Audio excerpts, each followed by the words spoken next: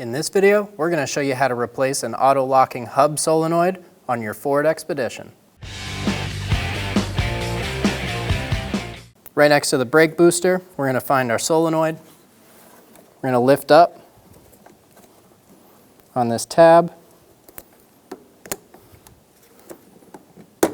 and remove the connector.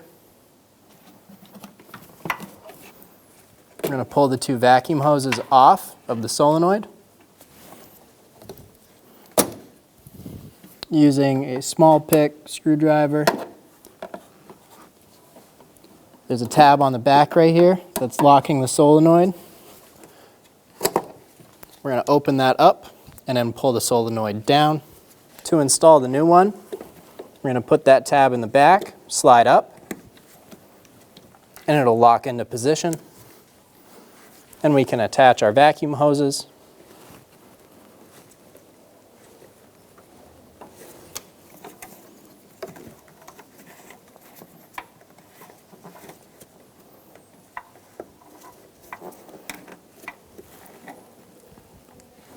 Make sure those fittings are fully seated. And then we can install our connector.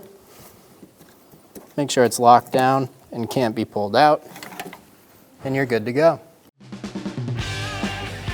When only the best will do, demand TRQ. The only company that lets you view before you do. TRQ is committed to offering the highest quality aftermarket auto parts that are engineered for peace of mind. Thanks for using and viewing with TRQ.